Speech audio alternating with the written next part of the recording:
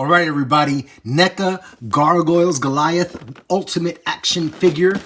Just got him in. Gargoyles, frozen in stone by day, flesh and blood, winged warriors by night. Awaking after 1,000 years, a band of powerful gargoyles find themselves transported to a time and place not their own, New York City. Here, the misunderstood creatures battle modern-day barbarians and struggle to understand their strange new world. Gargoyles, the legend begins. You know what I just realized as I read this? Where they say battle modern-day barbarians? I don't remember the villains. So I'm going to do some research and see who are these villainous barbarians that they're talking about. Should I be looking out for a future villain? Because really, this is the only figure that I was looking out for in the line so far. But that could change upon reading that word. Barbarians. All right, let's take a look. Boom! And he looks really large in that package. From toe to the top of his head, a little over 8 1/4. But he is on his tippy toes in that package, I notice. All right. I wonder, is that going to bend? Because that's one really straight tail. All right, let's get him out.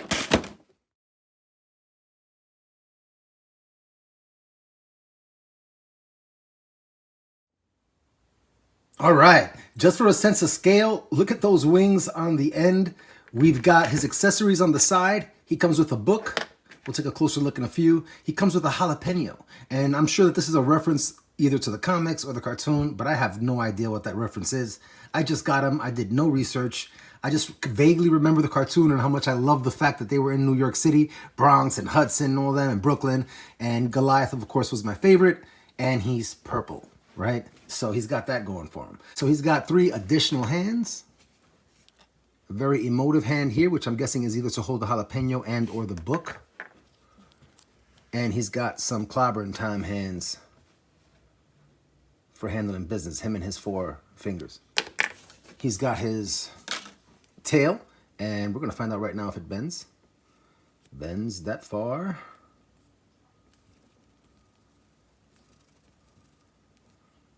Yeah, it has some bending feature going on here.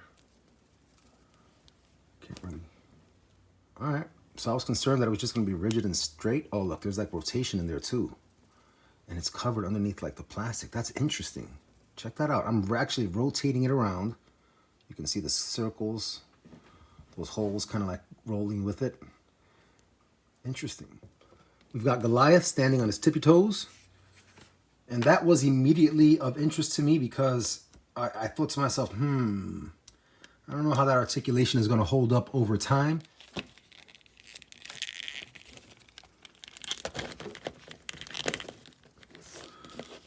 I can already tell that this tail is not going to come out very easily. It's really well secure there. So let's just check this guy out in isolation. He's got the tail connected. We've got the less emotive face. And that looks very, very much like the cartoon. So we'll just pop that out right now. See how easy that is. All right, pull it back from the hair. That's head connected. All right. Now we've got more of a beast mode. I'm a little bit upset now, look. Just a little bit upset.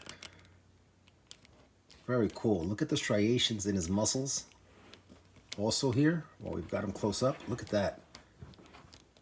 I mean, that is some awesome translation from sculpt to mold, you know, to actual figure, to production. Man, that is impressive. That is some great detail. This is almost like on the level of Mythic Legions kind of sculpting. Very, very nice. And the texture feels great. Really cool. This guy is a beast. He's a gargoyle. All right, let's look at articulation and the shoulders. Yep, they'll go up about that high. So you're going to get that. You're not going to get a full 90 degrees on either side. You're not going to get that T. He does have the bicep swivel. His shoulders, let's see, does he do 360 around? Not that that should matter, but yeah, it'll go around. His hands are attached on a peg. Horizontal hinge. Very nice. There is no bicep or elbow rotation. He does have the double jointed arms, and let's see how far we can get him. Nice. That is past 90 degrees. So that is adequate, more than adequate. All right. He has the upper diaphragm cut, and it has some really good wobble. So if we look at him from the side, you're not going to get him to look up much in terms of looking down. Well, since he's going to be on the top of buildings, that's some really good range. A little further down, is there a rotation here at the hip? Yep, there's rotation, a cut at the hip. All right, so we have the hinge, the ever important hinge. And within it, you see that there is another joint that allows the cut for the rotation of the hip. That is a lot of rotation that'll help you get some good articulation.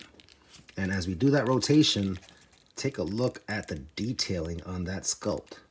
All right, I noticed while we were moving it, as I kind of like bring one leg up to see how far it goes, and then look, oh, that's great. He's doing his Michael Jordan. Let's check out this foot. Yeah, that's what I wanted to do. I wanted to straighten the feet out. He's got some holes in the feet too for, I guess, a stand. Wow, that's really cool because you could get a really, look at that.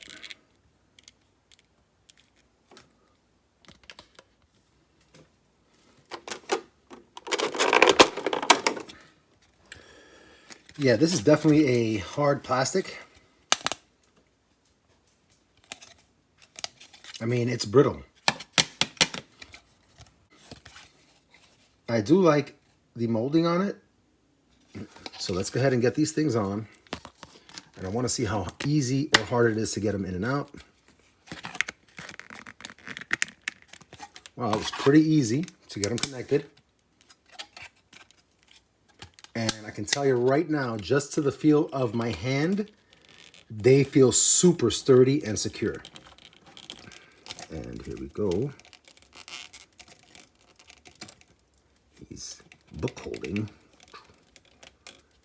And all right. So here we have him reading something that has him completely and totally set aback.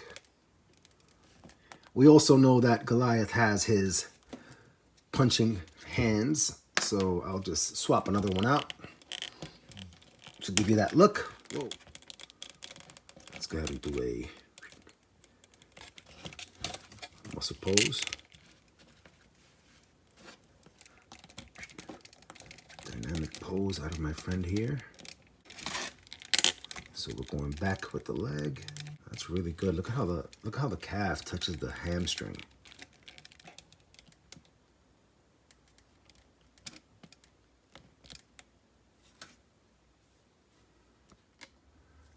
All right, we've got Goliath positioned. I am using the tail to help him balance on his tippy toes. I do feel like the tippy toes kind of give him an unfair height advantage, but since that is a primary function for him as a gargoyle, being on the tips of his feet like that, I think he gets a pass in this case. We're going to look at some comparisons across lines today. That'll be our theme, because I really want to give you a sense for what his scale is, since his name is Goliath. So let's start out with a family-friendly and popular toy line. We've got Red Skull from Marvel Legends, so you can get a sense for how that line might scale with Goliath. I'm going to bring out He-Man from the Origins line by Mattel to get a sense of how he's going to scale compared to Goliath. I will bring out a Transformers RED Edition Megatron robot enhanced design. We will bring out a G.I. Joe classified Roadblock number 28, the heavy artillery version. Very nice. We will bring out the Mafex number 117 Superman. Bring these two guys over. We're running out of room, so I'm going to swap some characters out. Over to this side. And I'll swap in my Mythic Legions Motu Skeletor Tribute by the Four Horsemen, Keltis. 1/12 scale figure. Absolutely stunning. I will also bring out a Motu Revelations Skeletor. Continue to give us a sense of scale for how Goliath is pairing up across lines. Very, very nice. We're going to take Superman out. And we're going to move Roadblock over so that I can bring in Skelegod from the Revelations line, the biggest figure released so far in that line. And you see how he compares with Skeletor, Keltis, Goliath. Very, very nice sense of scale there. I will take Skelegod out. And on this side, I'll bring in Storm Collectibles 1/12 scale Dark Side. And then I'll bring Skelegod back in. Very nice. You know what? For one more comparison, on the smaller side of the 1/12 scale, I'll bring in my TBL League Taraya. She's the closest thing to a Valeria figure that we have right now. Come on, Super 7, hint, hint. So, yeah. She is a 1/12 scale figure. And you see that TBL League, they run a bit smaller. Goliath is quite the beast, even when compared to Darkseid, who is an oversized 1/12 scale figure. Really cool stuff. Whoa! As always, everybody, I continue to have a lot of fun sharing the experience of collecting toys. I hope you're able to come back and share some experiences too. Until next time, take care.